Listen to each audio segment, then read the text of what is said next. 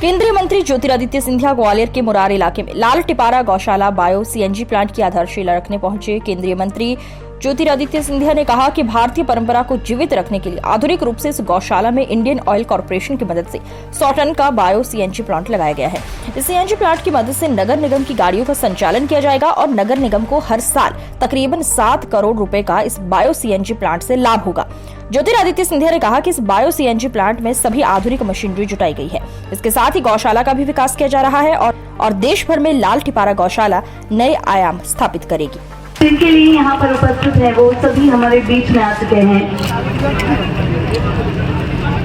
अब मैं आगे बुलाना चाहूंगी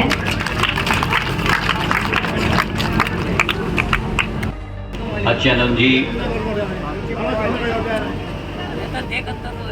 के चरणों में मेरा प्रणाम। हमारे संत महात्मा ऋषभ देव आनंद जी, हरिओम आनंद जी, गौरव महाराज जी, सभी को मेरा प्रणाम। मंच पर आसीन हमारे ऊर्जा मंत्री प्रद्युम्न सिंह जी, उद्यानिकी एवं खाद्य प्रसंस्करण मंत्री भारत सिंह कुशवाहा जी, मंच पर आसीन समस्त हमारे महानुभाव और सबसे महत्वपूर्ण मेरे लिए इस ऐतिहासिक कार्यक्रम में यहाँ उपस्थित ग्वालियर की सभी उपस्थित जनता जनार्दन महानुभाव केवल नहीं लेकिन मेरे परिवार के सदस्यगण जो यहाँ मौजूद,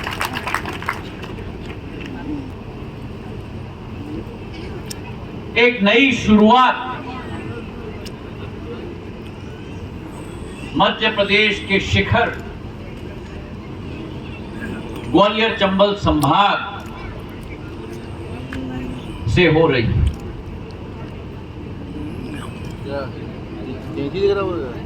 आज इस कार्यक्रम में हमारे आदर्श गौशाला जो हमारे संत महात्मा स्थापित हुई, इसकी विस्तारीकरण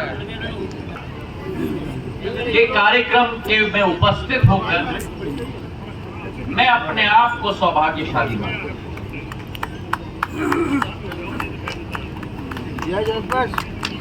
आज एक स्थिति मेरे भाई और बहनों, जहां विश्व में एक आधुनिकता का प्रसंग का एक उदाहरण इस मंच से शुरुआत हो रही है।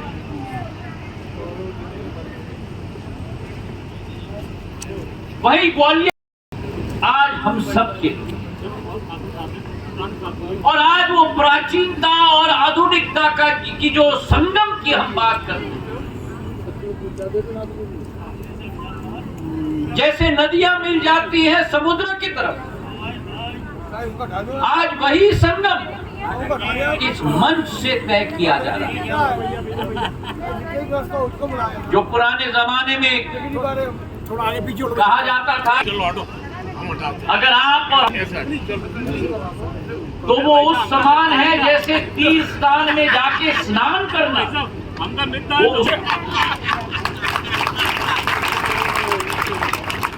और भारत की संस्कृति की प्राण,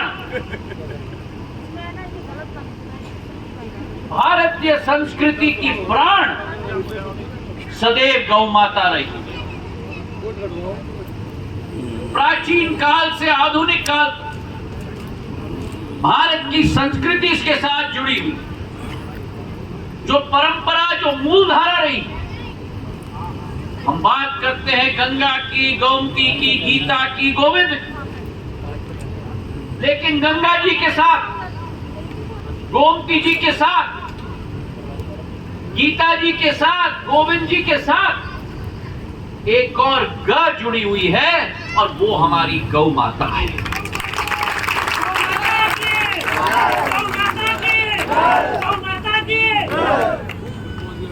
और ये धार्मिक और सांस्कृतिक महत्व तो सदैव रहा है, लेकिन प्राचीन काल से आधुनिक काल तक एक आर्थिक महत्व भी गौ माता की सदैव रहे, क्योंकि गौ माता जो महात्मा गांधी जी कहते थे कि असली भारत की आत्मा गांव में बसती है, तो जब महात्मा गांधी जी कहते थे कि भारत की आत्मा गांव में बसती है, तो मेरे भाई और बहनों, गांव की आत्मा गौ। तरक्की के लिए ये सीएनजी प्लांट निश्चित रूप से इस समय में, जैसा मैंने कहा, ग्रीन ग्वालियर, प्रदूषण युक्त ग्वालियर और जैविक खेती को भी बढ़ावा मिलेगा। इसलिए मैं मंच का बार बार अपनी ओर से बहुत बहुत अभिनंदन करना चाहूँगा आप सबको। बहुत बहुत